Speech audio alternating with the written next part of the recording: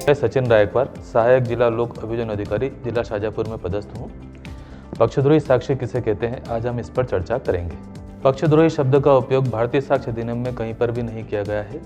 जब कोई पक्ष अपने ही साक्षी को परीक्षित करता है और वह साक्षी अपने ही पक्ष के खिलाफ बोलता है या सत्य नहीं कहता है तो ऐसे साक्षी को पक्षद्रोही साक्षी कहते हैं। पक्षद्रोही दर्शित करने के लिए कोई सामग्री अभिलेख पर होना चाहिए कि साक्षी सच्चाई बयान नहीं कर रहा है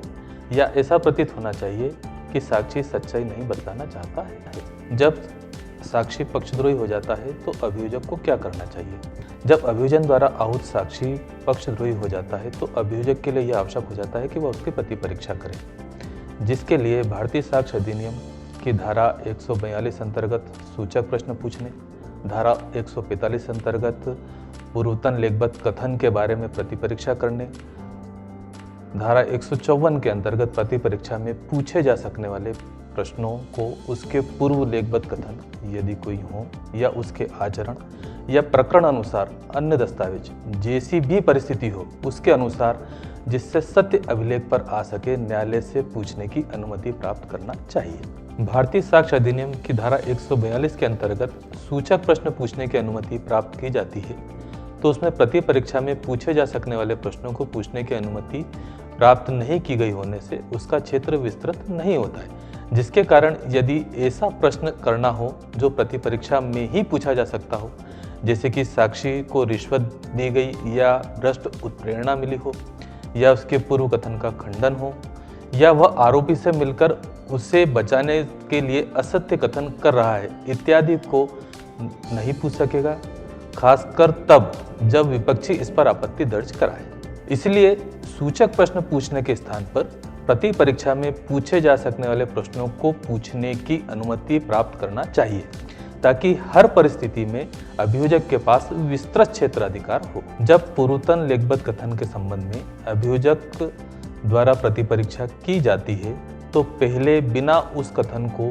दिखाए या प्रदर्शित किए उससे उस कथन के उन तथ्यों के बारे में प्रश्न पूछना चाहिए जो वह न्यायालय में सही नहीं बता रहा था या खिलाफ बोल रहा था।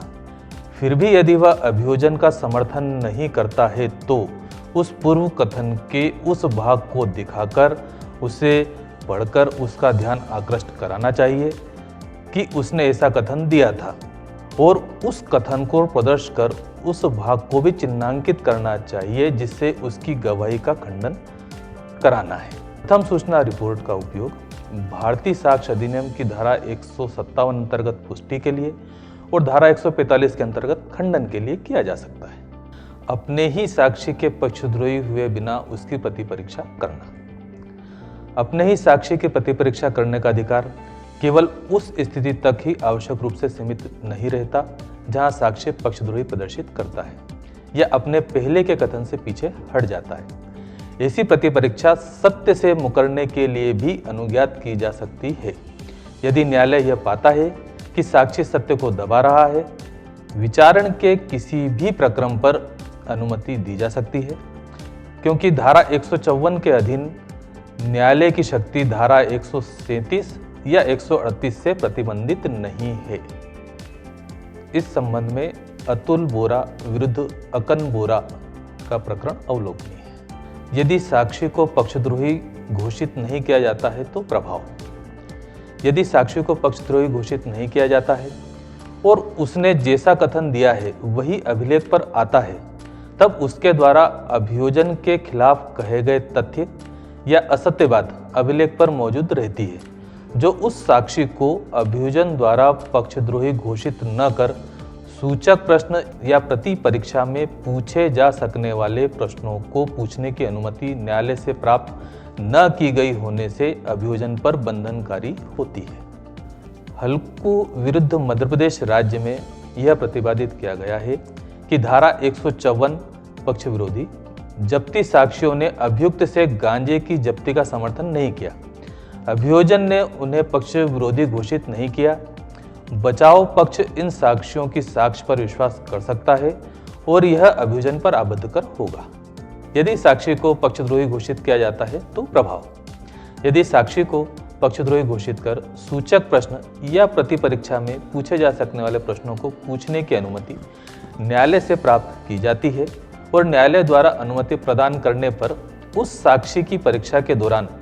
मुख्य परीक्षा में आए अभियोजन पक्ष समर्थन के तथ्यों को अभियोजन के पक्ष में पढ़ा जाएगा, चाहे वह तथ्य पक्षद्रोही घोषित करने के पूर्व आए हों या पश्चात। साथ ही उस साक्षी के द्वारा अभियोजन के खिलाफ या सत्य नहीं किए गए तथ्य अभियोजन पर बंधनकारी नहीं रहेंगे। रामसिया विरुद्ध मध्य प्रदेश राज्य के प्रकरण में यह प्रतिपादित किया गया है कि पक्षद्रोही साक्षी का साक्ष्य अभिलेख से पूरी तरह मिट गया था, विलुप्त हो गया था, ऐसा नहीं माना जा सकता, बल्कि वह उस सीमा तक स्वीकार किया जा सकता है जितनी सावधानी पूर्वक जांच करने पर ऐसे साक्षी का बयान विश्वसनीय पाया जाए। एम सरवन बनाम स्टेट ऑफ कर्नाटका के प्रकरण में माननीय सर्वोच्च न्यायालय द्वारा यह प्रतिपादित किया गया है कि पक्षद्रोही साक्षी के कथन के उस भाग को न्यायालय विचार में ले सकता है जो कि अभियोजन के मामले का समर्थन करता हो। इसलिए यह नहीं कहा जा सकता है कि जब अभियोजन साक्षी को पक्षद्रोही घोषित कर देता है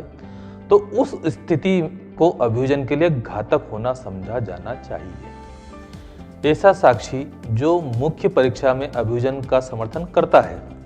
और प्रति परीक्षा में आरोपी का समर्थन करता है, तब पुनः परीक्षा में उस साक्षी के संबंध में क्या करना चाहिए। कमल विरुद्ध मध्य प्रदेश राज्य के प्रकरण में यह प्रतिपादित किया गया है कि ऐसी स्थिति में पक्षद्रोही घोषित कर पुनः परीक्षा करनी चाहिए और पुनः परीक्षा में अभियोजन को पूर्व के बयान का ध्यान दिलाना चाहिए। साक्षी पूर्व का बयान स्वीकार करता है कि उसका पूर्व का बयान सही था, तब प्रतिरक्षा पक्ष द्वारा उसकी पुनः परीक्षा नहीं करने पर उसका मुख्य परीक्षा में दिया गया पूर्व का बयान विश्वसनीय होगा। पक्षद्रोही घोषित उपरांत किए जाने वाले प्रश्नों में क्या विशेष सावधानी रखना चाहिए। यदि आरोपी की पहचान को विवादित किया गया हो तो उसकी पहचान सकारात्मक रूप से स्थापित करनी चाहिए। यदि घटना दिनांक, समय, स्थान को भ्रम में डाला गया हो तो निश्चित घटना दिनांक, समय, स्थान को स्थापित करना चाहिए। यदि आहत को शरीर पर आई चोटों के भाग, वस्तु जिससे चोटें पहुंचाई हैं को नहीं बतलाया गया हो या असत्य बताया हो तो उन्हें भी अभियोजन कथानक अनुसार निश्चित रूप से स्थापित करना चाहिए। यदि कोई तथ्य जो अभिलेख पर हो परंतु उन्हें व्यक्त न किया गया हो तो जो अभियोजन के पक्ष में हो उन्हें भी स्थापित करना चाहिए। यदि कोई दस्तावेज अभिलेख पर हो परंतु